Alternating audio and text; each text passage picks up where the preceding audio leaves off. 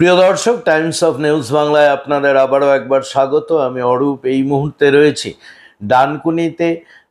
একটা অভাবনীয় এবং সুন্দর একটা এডুকেশনাল সিস্টেমের ওপর রান করছে একটা হেয়ার স্পা, এবং সেটি এনেছে ডানকুনিরই একটি আমাদের ছোট ভাই সুমিত দেবনাথ। এবং সেখানে আপনাদের দর্শক জানাবো যে এতদিন আপনারা জানতেন যে হেয়ার কাটিং, বিউটিফিকেশন, এবং সেখানে কিন্তু যারা বিউটিফিকেশন করেন তারা মেয়েরা ছেলেরা তারা প্রত্যেকেই অংশগ্রহণ করেন। কিন্তু এখানে সুমিতের একটা বক্তব্য হচ্ছে যে এটা একটা বিরাট বড় ইন্ডাস্ট্রি, এবং সেখানে একাডেমিক কোয়ালিফিকেশান থাকতে হবে, এবং এটার উপর পড়াশোনা করে আন্তর্জাতিক স্তরে এটাকে নিয়ে অনেক দূর যাওয়া যায়, যেটা আমাদের এই বাংলার ছেলেমেয়েরা অনেকেই জানে না। অনেক আছে। আর এই এডুকেশনটাই আমাদের এই প্রফেশন আমি দেখতে পাচ্ছি যে দীর্ঘদিন ধরে একটা ইগনোর সাবজেক্ট হিসাবে সবাই মনে করে। এই প্রফেশনটার মধ্যে যে কতটা ডেপথ আছে এটা এডুকেশন না পেলে সেটাকে এক্সপ্লোর করাটা খুব ডিফিকাল্ট। তো এই কারণেই অনেক সালন খুলছে, বন্ধ হচ্ছে, চলছে, বাট সেইভাবে চলছে না। অনেক স্কিল্ড অনেক হেয়ারড্রেসাররা আছে, বিউটিশিয়ানসরা আছে, যারা টেকনিক্যালি খুব স্কিল্ড, বাট থিওরিটিক্যালি হোক বা এডুকেশনালি হোক কতটা স্কিল্ড নয়। তাই জন্য তারা একটা লেভেল পরে গিয়ে নিজেদেরকে আর স্কেল করতে পারছে না, একটা জায়গায় পৌঁছানোর পর তারা স্ট্যাক করে যাচ্ছে। তো আমি মনে করি এই যে স্ট্যাগনেন্ট পজিশনটা আছে এটা থেকে যদি বেরোতে হয় তাহলে education is the only path. এখানে আমি দেখেছি যে একেবারে এই গ্রাম বাংলার স্তর থেকে তুমি এত পরিশ্রম করে একটা জায়গায় আসার পর আন্তর্জাতিক স্তরে এটাকে নিয়ে গেলে কিভাবে, মানে সেটাও কি এডুকেশনাল পথেই? একদমই তাই। মানে আমার প্রথম কোম্পানি যেটা ছিল সেটা লরিয়াল, সেটা আমি লাস্ট 4.5 ইয়ার্স লরিয়ালে সার্ভিস করি।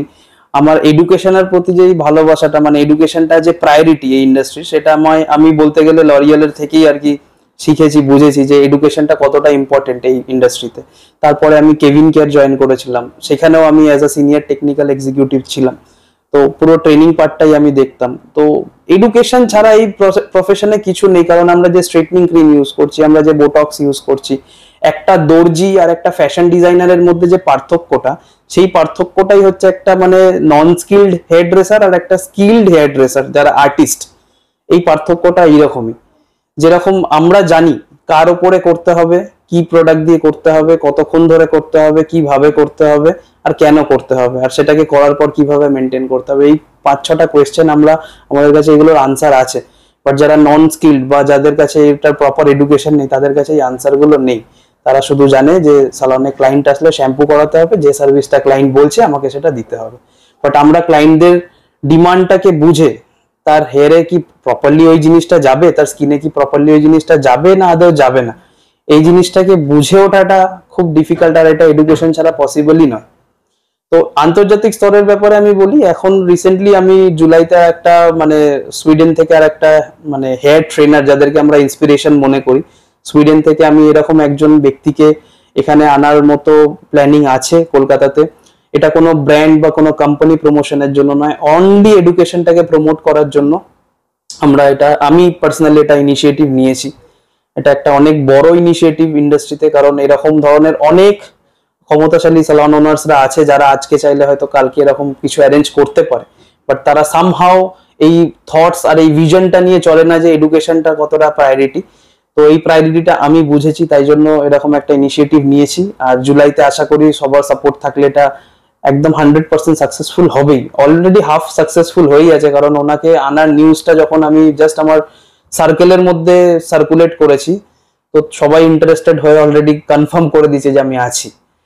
বাকি আর এখানেই হবে না? না, এখানে নয়, এটা কলকাতার কোনো স্টার হোটেলে আমরা ব্যাংকুয়েট নিয়ে করব। কারণ যেহেতু একটা ফরেনার আসছেন, তো ওনাকে তো ইন্ডিয়ান হেয়ার ড্রেসিংটাকে তো আমাকে তুলে ধরতে হবে ওনার কাছে। ওনাকে তো এটা ফিল করালে হবে না যে Indian hair dressing is nothing. ওনাকে এটা ফিল দিতে হবে যে ইন্ডিয়ান হেয়ার ড্রেসাররাও স্কিল্ড আছে, শুধু তারা স্কোপ আর অপরচুনিটির জন্য জিনিসগুলোকে শোকেস করতে পারে না। কিন্তু আমাদের মধ্যেও ইন্ডিয়ানদের মধ্যেও যে স্কিলটা আছে সেটাকে শোকেস করা, সেটাকে একটা ইন্টারন্যাশনাল লেভেলে মানে শোকেস করাটা একটা খুব বড়, এটা আমার কাছে চ্যালেঞ্জ, আর আমি এটা করব। এবং আমি অনেক জায়গায় এটা দেখেছি সুমিত, হয়তো আমার ধারণা ভুল হতে পারে, যে যারা স্কিল্ড হেয়ার ড্রেসার তারা মানে ফরেনের কথা বলছি, সেখানে দেখা গেছে কিছু কিছু ফেসবুক বা অন্য কোথাও ভিডিওতে দেখেছি যে তাদের মানে এতটা সম্মান এবং একজন সেলিব্রিটির সাথে ইকুইভ্যালেন্ট তাদের সম্মান দেওয়া হয় একজন হেয়ার ড্রেসারকে। কি বলবে? কারেক্ট, কারণ আজকে সেলিব্রিটিরা মানে নিজেরা কিন্তু নিজেদের গ্রুমিং করতে পারবে না। এত প্রস্থেটিক মেকআপ বলুন, তারপরে হেয়ার স্টাইলিং বলুন, এগুলো একটা পার্সনের জন্য নিজেরটা নিজে করা পসিবল নয়। তো তার জন্য একটা আর্টিস্টের দরকার হয়, আর সেই আর্টিস্টটা হচ্ছে আমরা।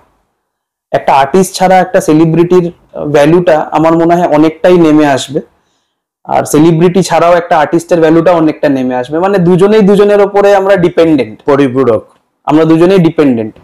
ঠিক আছে, তো এটাই আমি বলবো যে আমরা দুজনেই যখন নিজে একে অপরের উপরে ডিপেন্ডেন্ট, তো একে অপরের প্রফেশনটাকে আমরা সাপোর্ট করে, একে অপরের প্রফেশনটাকে রেসপেক্ট করে, এইভাবে যেরকম এগিয়ে যাচ্ছে ইন্ডাস্ট্রি, এইভাবে যাক, কিন্তু এডুকেশনটাকে ইগনোর না করে।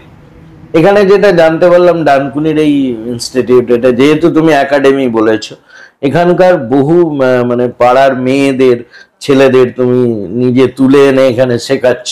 হ্যাঁ, এটা বলতে পারো যে এটা আমার মানে ব্যবসার বাইরে একটা ছোট চ্যারিটি করার আমার ছোট থেকেই ইচ্ছা, যে আমি কিছু একটা চ্যারিটেবল কাজের সাথে অলওয়েজ কানেক্টেড থাকি।